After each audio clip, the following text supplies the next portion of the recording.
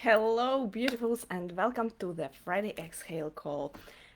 Today, as always, we diving into insight into motherhood, into how to heal yourself through the motherhood, and how to make it more easy, more fun, more relatable. So today, I want to talk to you about how curiosity becomes our vehicle.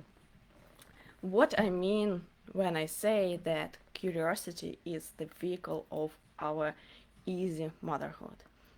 When we approach every single day with curiosity of, I wonder what today will happen, I wonder what today will have the conversation with my kid, what today will come to my way, it all gives us a bit different perspective than, oh no, that's again. And I know it sounds very simple and kind of silly to say that, but in reality, a lot of times it all depends on how we approach the situation, how we to choose step into the situation. And if we step in with the curiosity, it gives us more patience, it gives us more nervous regulation. Like, imagine the kid doing something for the first time.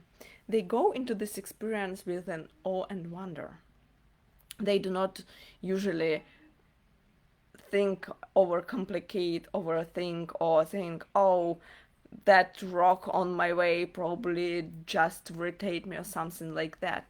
No, they take every single step with curiosity. The same goes in our motherhood journey. If every single day, every single situation we treat with curiosity, it becomes much easier, it becomes much calmer because we do not put on labels, weighted labels, to make the experience harder. Because if we shed all expectation, if we shed all perception, if we shed everything, the experience itself will be the same. But how we perceive this experience will be different depending on how we look at it, what we think at the moment, what label we put in. And label is very important thing because in our society we have many words that weighted by the meaning. They've been in our brain correlated to heavy feeling, to feeling that it's done on purpose or something like that. And sometimes we do not mean the word, but despite we mean the word or not, if we say it, it triggers the same neuron connections in our brain whenever we mean that word, whether we say or not. For example, your kid have a tantrum and you feel, oh, he wants to piss me off.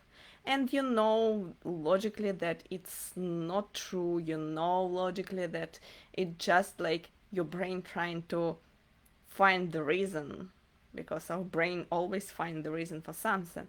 And it's easy, like default pathway, especially if we have an agreement where everything felt as your responsibility.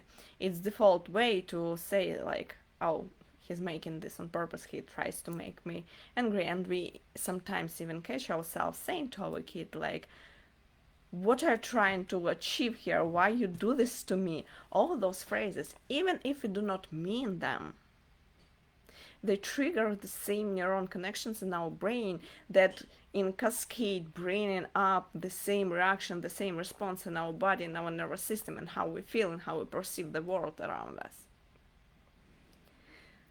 So when we remove the label, it's harder to put an expectation in what is this about, because label is like a doorway to that pathway. And if we do not have an expectation about what it is about it, if we do not have that assumption, then we stay in curiosity and wonder, oh, I wonder what is it about. And first of all, it doesn't trigger the same emotions in your body, the same responses in your body. the same feelings in your body.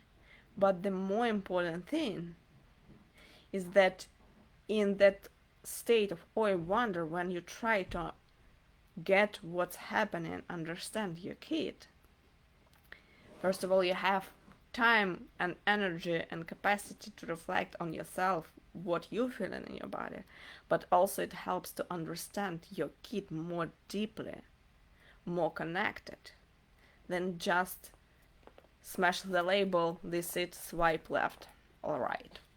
Like, when we stay in this state, our connection with kids deepens. Our reactions becomes easier. We retrain our brain and detaching what's happening from the meaning that was set there on default when we didn't even choose consciously what it means. And I love to share this story that beautifully shows how we, especially adults, usually put labels and perception on what kids doing. It was a long time ago. My husband's sister, she was 3 at the time, she was mopping the floor. And while she was doing it, she was looking at the mirror.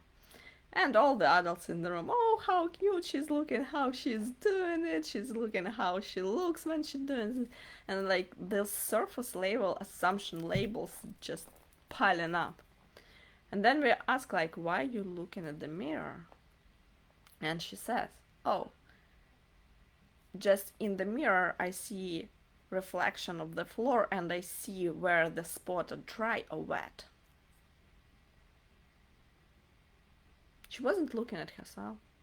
She wasn't looking at what she's doing. She wasn't looking. She was getting additional data to make her task more productive and efficient. She was 3 years old. But we, as adults, through all those layers of conditioning, we put those labels. We put like, oh, that's what it means. But what if not? And the same goes on daily basis for your kid. So when you detach yourself from those attachments, when you stay in this awe and wonder and curious what's actually is happening from their perspective, parenting becomes much easier. But also, it opens up the door and possibility to ask yourself, where else in my life I put those labels? Where else in my life I put the assumption and close the door before it's even fully opened? Where I limit myself? And I'm asking you, if you do this, do not do it with a judgment. Do not do it with something that will make you feel like you are bad or broken or whatever. No. Stay at the same state of awe and wonder. Be curious.